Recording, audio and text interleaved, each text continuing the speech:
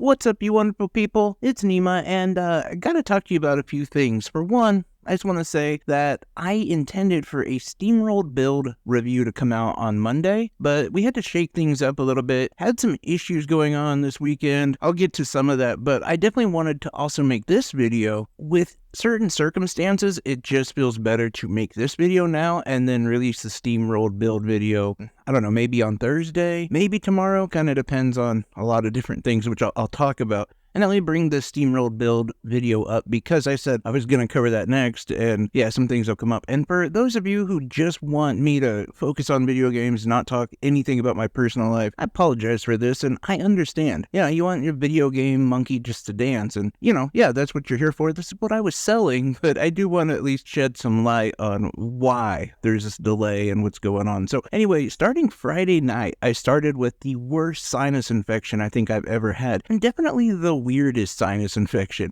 It is still lingering. Like, I swear, it feels like my face has a heart. Like, it's just like thumping and thumping. It's so annoying and constant ringing in the ear. But whatever, we get past that. It's not that debilitating. But honestly, I'm pretty lucky because all it has done is really messed with my sleep schedule, where I've only been able to sleep for like 2 or 3 hours. Well, Monday morning, I wake up to a jackhammer right outside of my window, essentially. Apparently, one of the water lines had burst, and so we got tons of construction crews all around right in front of my house, basically right outside of the window where I record. So there was a ton of issues, not to mention the fact that when they were messing around, they caused some sort of pressure or something, I don't know. Ended up kind of breaking my toilet, which I've got to fix that in the next day or so. And I had a pretty crazy eye appointment where I was basically just blind for almost all of yesterday. Like, post-appointment, I couldn't see. Everything was blurry. So long story short, the construction crew are still out here. I'm taking a break between fixing my toilet, but I'm getting behind on YouTube videos. Like, there's a lot of games I want to talk about, and this keeps mounting up. So I decided, well, with some of the random noise and stuff like that, it would be better to do this video instead of the steamrolled build. This is going to be a little bit more lax just because I'm kind of speaking off the cuff about these games. I haven't done like a deep, thorough review of them, and I kind of doubt I will. So I want to talk about Gothic 2, though. So this is a game that I was really kind of excited to play. I've never played the first one, and it did kind of look like a throwback of like an Xbox 360 kind of Morrowind type game, and something that usually I enjoy. And I actually do enjoy these like long, almost first-person, third-person RPGs, open-ended like Skyrim, that kind of thing. And it looked like it was in that same realm, and it definitely is. And if you've played it, please let me know what your thoughts are down below, because this is my issue. I really can't play it. The camera is just so disorienting. The controls are incredibly loose, and it just feels like nothing has been dialed in. This game feels very sloppy to me. But if I'm honest, I do feel like there's a world where people could enjoy this game. There's definitely some issues. Like I said, just moving the camera around, it took me a while to get used to. Not to mention the fact that there is not a third person, and typically I don't mind if there's not, like in Skyrim. Yeah, you definitely prefer the first person, but sometimes you go back and forth. But with this one, it really needs it. Like, that would really help, especially with a lot of like the camera and the angles, and also just like watching your character move. It just looks very sloppy, like I said before. But on top of that, this is one of those games that you'll be running around and a rather simple enemy can come up, one that you've beaten numerous times, and it'll just kill you. There's not a lot of explanation as to how that happened. There's a little bit of a story. It's like pushing you in a direction. But I do like how you don't have to do everything chronologically, and this is the only way you can accomplish your goal. There's multiple ways to do one thing, and that is pretty cool. It really allows you to be creative and kind of go off the beaten path. But at the same time, I ran into the situation where if you didn't talk to somebody, then you completely blocked out of a path, and you have to find this person to talk to them, or you have to have this event happen. Without that, like, you're just kind of running up against a wall. And I had that happen numerous times. As when you're playing a game like Skyrim, you don't really have that limitation. Like, yes, if you do want some certain thing to happen, you've got to obviously go in a certain order, but it doesn't just stop the entire game, essentially. As where, yeah, like, this happened a lot. And I know there's an argument of not comparing comparing Gothic 2 to Skyrim, but unfortunately I have to. And one of the reasons why I have to is because one of the reasons I bought this game is because it kind of looked like Skyrim. So like if you're going to be in that same realm, and Skyrim came out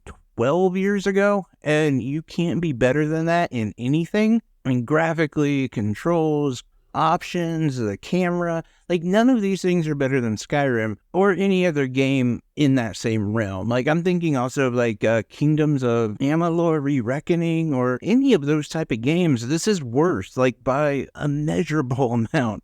Like I would give this game like a 3 out of 10. It's just, I don't know, not the game for me. And definitely like, while it doesn't have any actual performance problems as far as like it, just dying or crashing, it does have a lot of other issues and a lot of technical issues where like certain things just won't happen when they should, or obviously screen tearing and lagginess and junk like that. The only thing it doesn't do is just doesn't randomly crash. But outside of that, I wouldn't say there's like a lot of good stuff about this game, especially for the price. But that's just my thoughts on Gothic 2. Now, the other one I want to talk about is a game called Pixel Cafe. And this has been the exact opposite for me, where I've actually really enjoyed this game. And this game is about $10. It's very formulaic, but also really tells a very deep story. You play as a girl by the name of Pixel, of all things, and you're essentially have a tried relationship with your mother. You end up moving in with your grandparents. Unfortunately, both your grandparents pass away, and then you end up like kind of inheriting their house. All of this is happening at the same time while you're just trying to work, and most of the game plays out while you're at work. You don't have as many conversations, but there is some really good writing in there and some really good stuff, so that's the reason I bring that up. But for the most part, you're just serving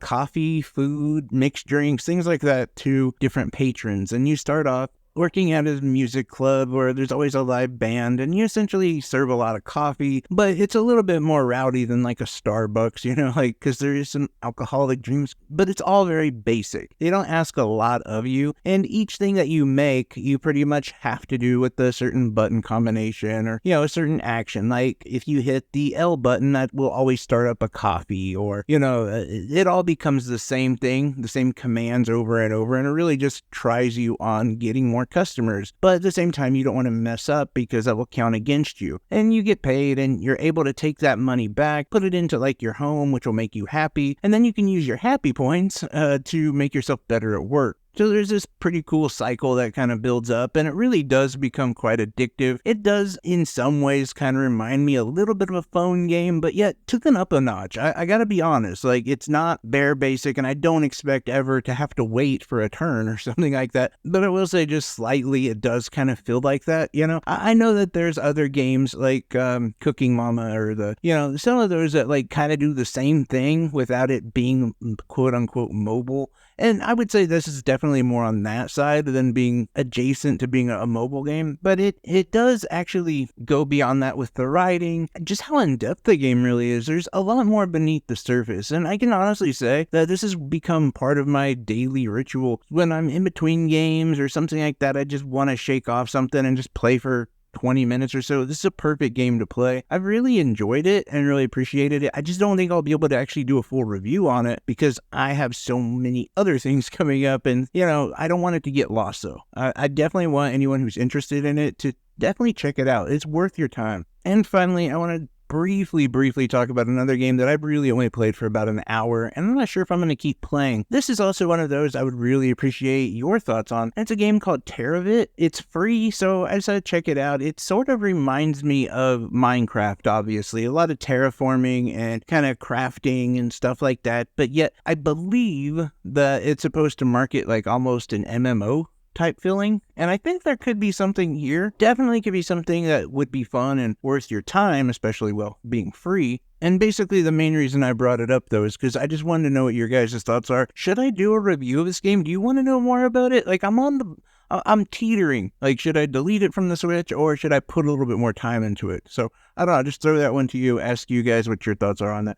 But anyway, that does it for me. I apologize for any bad audio. There's probably going to be a lot. There's been a lot of banging and digging and jackhammers and big construction type vehicles just right outside of my window here. And probably also kind of rushed. But I definitely wanted to get something out, get back on track. Always makes me feel better to be able to work a little bit more and to get more stuff accomplished. And definitely wanted to warn you guys about Gothic too. Just for me, complete miss, and especially at the price. Like, if it hadn't been in that like mid 20s to $30 range, I could have excused a lot of it. But just the fact that it is so closely in price to a lot of really good games, it kind of bothers me. I don't know. That's my thoughts. Anyway, take care, everyone. Appreciate each and every one of you. Love y'all. Bye-bye.